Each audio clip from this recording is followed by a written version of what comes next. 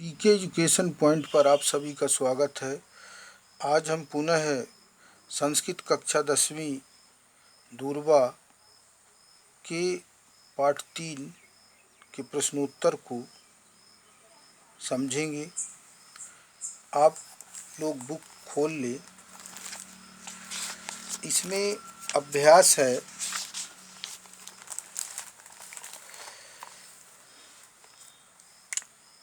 एक पदेन उत्तरम लिखत, यानी एक पद में उत्तर लिखिए। तो इसमें है दयानंदेन जन्म कस्मिन प्रदेश से अहुवत, यानी हुआ। दयानंद का जन्म किस प्रदेश में हुआ? गुर्जर प्रदेश से, यानी गुजरात प्रदेश में। दयानंद कस्मात बहुविधानि शास्त्राणि अशिक्षत, दयानंद ने बहुत से शास्त्रों को किससे सीखा? तो बिरजानंद से। महर्षि कस्य स्थापना कृतवान? तो आर्य समाजस। दयानंद कयोः उन्नतः भारतीय संस्कृति प्रचारम अकरोत्, दयानंद ने किसकी उन्नति के लिए भारतीय संस्कृति का प्रचार किया? तो देश और समाज के लिए। दयानंदस्य चरितम केशम कृते अनुकरणीयम अस्ति, तो भारतीयों के लिए। अब यहाँ एक वाक्य उत्तरम देखेंगे। दयानंद जन्म नाम की मासी, दयानंद जन्म नाम मूल शंकरा आसीत, दयानंदस्य जन्म नाम मूल शंकरा आसीत, इनके जन्म का नाम मूल शंकर था। संन्यास ग्रहणांतरम महर्षि केन नामना प्रसिद्ध, संन्यास ग्रहण करने के बाद जो है महर्षि किस नाम से प्रसिद्ध हुए? तो संन्यास ग्रहणांतरम महर्षि दयानंद सरस्वती धनीति नामना प्रसिद्धा, नाम से प्रसिद्ध हुए। महर्षि केशम उद्धारय सदैव प्रायरत, महर्षि विधवा अबला नाम दलित वर्गाणाम गावाम चा उद्धाराय सदैव प्रायरत, यानी कह रहा है कि महर्षि विधवा स्त्रियों के लिए, दलित वर्गों के लिए और गायों के उद्धार के लिए सदैव प्रयास किया। अगला प्रश्न देखिए, यहाँ कहता है कि दयानंद केशम प्रचारम करोत्, दयानंदा चिरोपेक्षित वेदा नाम प्रचारम करोत्, दयानंद जो है लंबे समय से जो उपेक्षित वेद थे उनका प्रचार प्रसार किया। दयानंद कस्य मूर्तिरासीत्, दयानंद सत्यस्य धैर्यस्य ब्रह्मचर्यस्य मूर्तिरासीत्, यानी दयानंद सत्य, धैर्य और ब्रह्मचर्य की मूर्ति थे। अब यहाँ देखें अधोलिखित जो प्रश्न है, तो इसी से पाठ से हम देखेंगे। दयानंदा किमर्थम स्वगृहम त्यजत, दयानंद किस कारण से अपने घर को त्याग दिया? तो हम फर्स्ट पेज में जाएंगे, इसी लेसन के देखें। तो इसमें लिखा हुआ है, देख ले। लिखा है यदा यशा 16 वर्षी जाता तदा से भगिनी स्वर्गम गता, जब ये 16 वर्ष के हुए तो इनकी जो बहन थी वो स्वर्ग चली गई। वर्ष त्रयांतरम चास पितृव्यो दिवंगता, यानी 3 वर्ष के बाद जो है अंतर में चाचा भी क्या हो गए? स्वर्गवासी हो गए। ग्रहे अन्येषु जनेषु विलपत स्वयं संसारस्य अनित्यताम विचार्यन, बता रहा है कि घर में अन्य लोगों को विलाप करते हुए, रोते हुए देखकर ये संसार की ये अनित्यता पर विचार करके उन्होंने कहा कि कथम अहम अमरो भवेयम, किस प्रकार से हमें अमर होना चाहिए। इति चिंतयामास, ऐसा विचार किया, सोचा। और फिर क्या कह रहा है?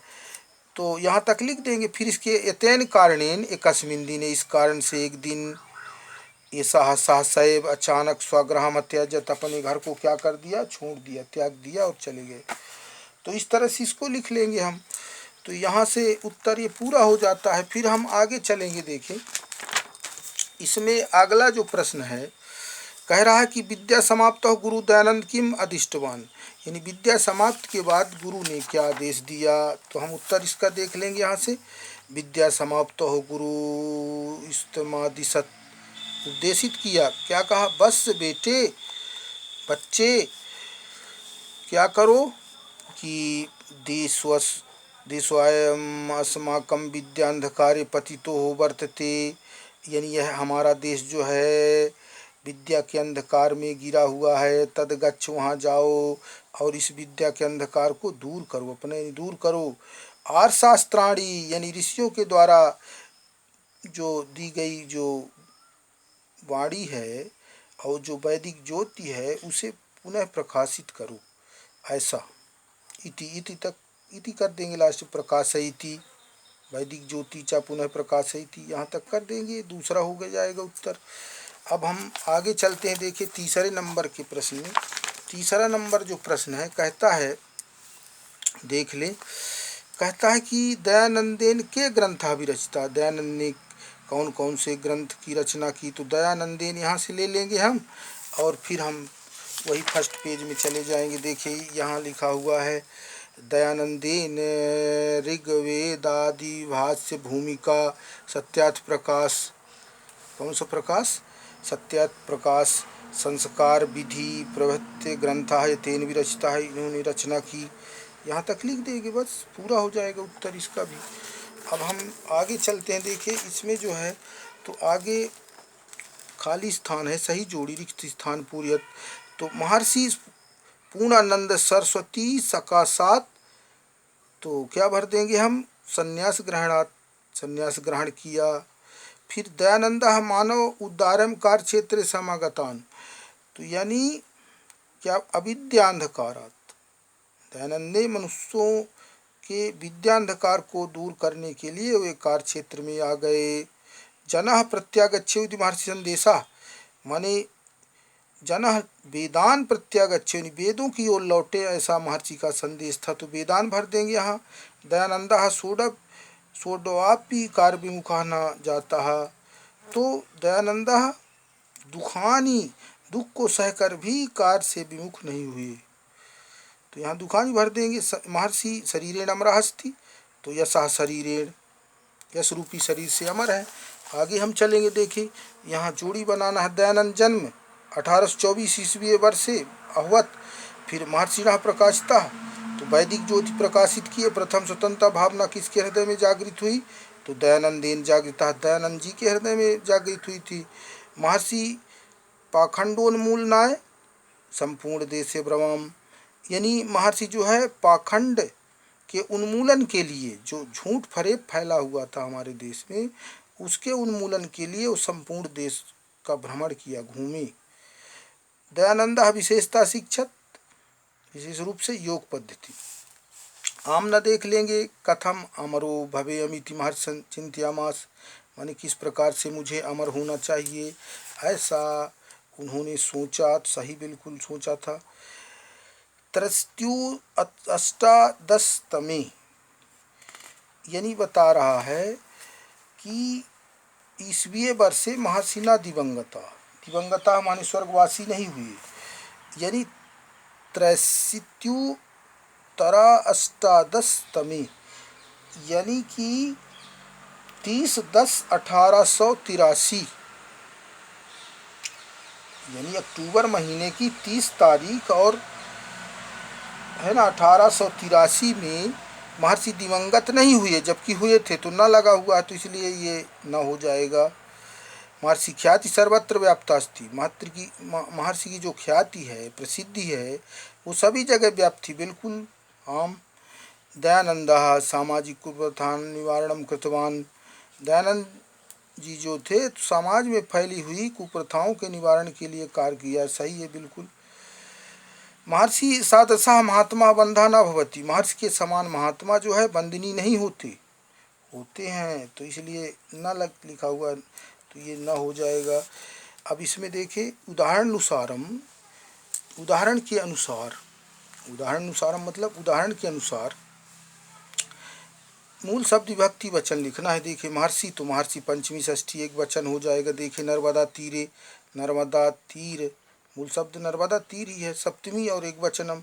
गावाम यानी गो यानी गाय, षष्ठी बहुवचनम। सर्वेशाम यानी सर्व, मूल शब्द सर्व से ही बना हुआ, षष्ठी बहुवचनम। सत्य से सत्य, षष्ठी एक वचनम। महात्मनः महात्मा प्रथमा बहुवचनम। जनेषु जन, सप्तमी बहुवचन। इस तरह से अब यहाँ हमको इन क्रियापद धातु लकार वचन च लिखत, इन क्रियापदों के मतलब धातु लकार वचन लिखना है। वत, तो भू धातु या भव धातु लंग लकार बहुवचनम, यानी एक वचनम, सॉरी एक वचनम। फिर अकरोत, क्री धातु लंग लकार एक वचनम।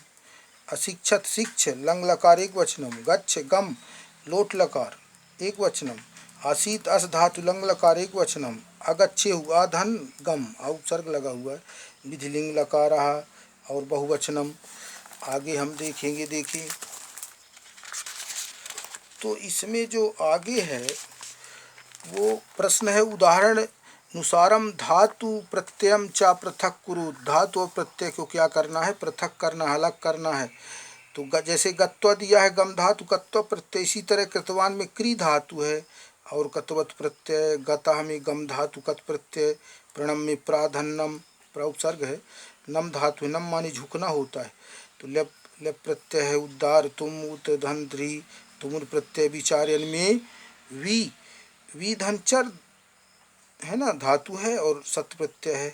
इसी तरह अब हम संधि विच्छेदम कृत्वा संधि नाम लिखत यहाँ आ जाएंगे आगे। देखिए पितृव्यो धन अपि पूर्व रूप स्वर संधि है।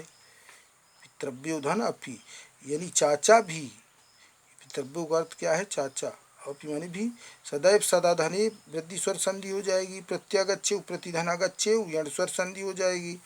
मूर्तिरासीत मूर्ति धनासीत विसर्ग संधि। महर्षिणा समाकम दीर्घ स्वर संधि।